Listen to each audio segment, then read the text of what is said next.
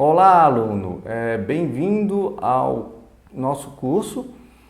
Daremos prosseguimento à nossa disciplina. Espero que os senhores tenham se dedicado à leitura, conforme eu pedi para os senhores.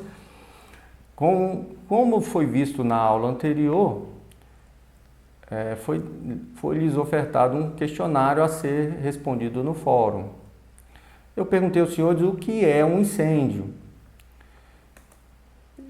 A primeira alternativa dava a noção que o incêndio é o fogo fora de controle, com risco para os seres vivos, os edifícios e qualquer estrutura. Essa alternativa está correta, é uma das definições do que é incêndio. Alternativa 2, é o fogo sem controle que incide sobre qualquer forma de vegetação. Essa alternativa também está correta. É uma das definições do que é incêndio. É o fogo periódico, condicionante da vegetação do cerrado. Essa alternativa está correta. Também é uma das definições do que é um incêndio. Isso aí demonstra aos senhores que um incêndio não tem apenas uma definição. E a alternativa 4 é a rápida oxidação de material combustível, liberando calor, luz e produtos de reação, tais como dióxido de carbono e água. Essa alternativa ela está errada. Ela é a definição do fogo. Os senhores deverão, como técnicos de investigação e bombeiros militares, saber discernir o que é fogo do que é incêndio. Vamos dar prosseguimento à nossa disciplina. Embasamento doutrinário da missão institucional da perícia de incêndio. Definição. A análise do embasamento doutrinário tem por sua finalidade fundamentar os preceitos básicos da composição de um sistema. A investigação pericial tem suas bases formadas em expertises e conhecimentos advindos de peritos e técnicos de investigação. O que significa isso? Para que nós tenhamos um serviço pericial eficiente, nós deveremos adotar uma doutrina. Doutrina é o que os senhores verificaram na plataforma, doutrina é aquilo que a gente tem por fé, tem por conhecimento, acredita ser verdadeiro. Vamos lá. Com essa adoção de uma doutrina, verificamos que na nossa história pericial houve uma cooperação técnica entre Brasil e Japão. A JICA, a Japan International Cooperation Agency, na década dos anos 70, agregou conhecimento aos militares. Portanto, o Corpo de Bombeiros Militares do Distrito Federal assinou um tratado de cooperação onde os dois corpos de bombeiros, tanto do Japão como do Brasil, trocariam conhecimentos técnicos, com o Corpo de Bombeiros vindo a adotar várias normativas e procedimentos dos corpos de bombeiros, com o intuito de melhorar nosso serviço.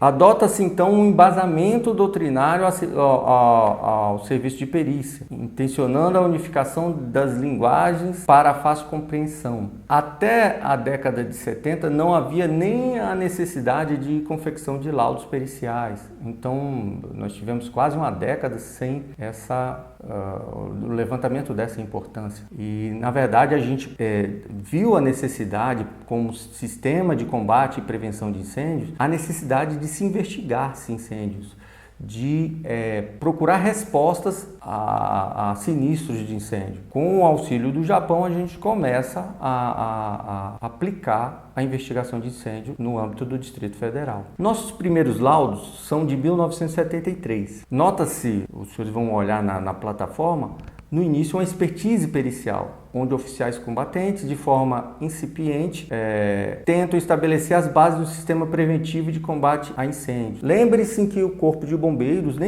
nem sempre foi militar, mas a gente sempre tomou as nomenclaturas advindas do Exército. Até o final da década de 80, os corpos de bombeiros não eram militares, tinham a gestão e o organograma militar, mas não eram militares. Mas dessa época nós temos oficiais combatentes, capitães, tenentes, que promoviam o estudo e a investigação de incêndios. Notava-se uma descrição do cenário de incêndio, não o uso de metodologia, nem procurava-se descrever o máximo possível do incêndio, não se obtinha o uso de metodologias. Não há uma metodologia científica aplicada. O que a metodologia científica aplicada promove? A investigação pericial, promove a linguagem unificada. Eu não preciso de o perito A e o perito B tendo conclusões adversas, um tendo uma conclusão A e o outro tendo a conclusão B. Nós precisamos de ter uma unificação dessas linguagens. A linguagem empregada não é comum a todos os peritos de incêndio. Nota-se no primeiro laudo de perícia de incêndio a utilização de croquis não assim ordenadas. Hoje um croquis ele é uma peça anexa ao laudo. Já na década de 70 nós verificamos o croquis como peça introdutória ao laudo. E nem sempre era assim. Cada perito utilizava a sua expertise e seu conhecimento para tentar descrever melhor aquele sinistro de incêndio. As conclusões não apresentam uma linguagem unificada. Cada um usa o seu conhecimento para concluir aquela investigação pericial. No período compreendido entre 1970 e até o final da década de 90, no Distrito Federal, observa-se a aplicação de técnicas combativas e preventivas advindas da escola doutrinária japonesa. Essa necessidade de uma doutrina foi preenchida pela escola doutrinária japonesa, onde técnicas e normativas advindas do Japão foram inseridas aqui no âmbito do Distrito Federal. Mas a partir dos anos 2000, observa-se a introdução de técnicas combativas e preventivas advindas da escola doutrinária norte-americana. A NFPA começa a ser consultada para a elaboração de laudos periciais e investigações de incêndio. Nós temos agora um sistema preventivo norteando-se em relação a normativas aplicadas aos Estados Unidos. Procurando criar uma própria doutrina, o Corpo de Bombeiros Militar do Distrito Federal, na portaria 3 de 19 de fevereiro de 2009, publica a norma reguladora número 2 de 2009.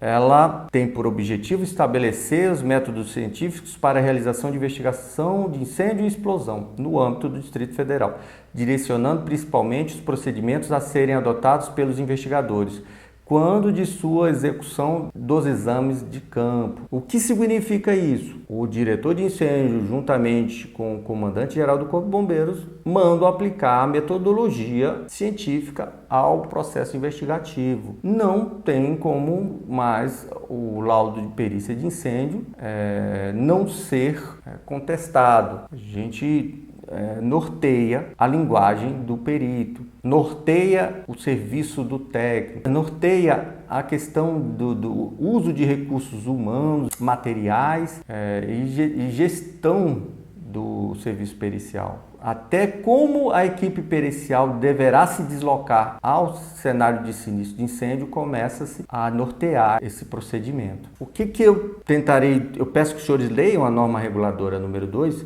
e os senhores verão que até então não se falava quais recursos deveriam ser utilizados. Se deveriam ser usados oficiais e praças, só oficiais, se deveriam, ou só praça, se deveriam ser utilizado um veículo, se o recurso fotográfico era para ser utilizado de forma obrigatória, tudo, questões de segurança, questões de acessibilidade. Toda essa metodologia ela começa a ser inserida em 2009, de forma muito sucinta, mas nós temos aqui um início de aplicação de uma metodologia científica.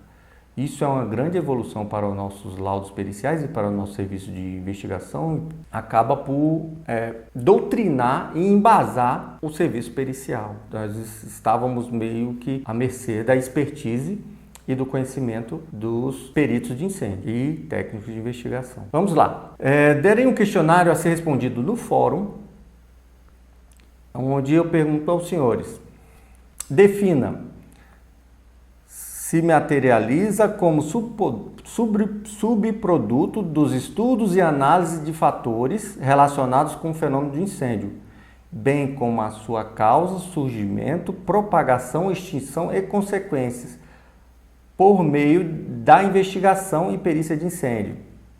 Alternativa 1, laudo de perícia. Alternativa 2, retroalimentação do ciclo operacional. Alternativa 3, ciclo operacional. E alternativa 4, fase investigativa.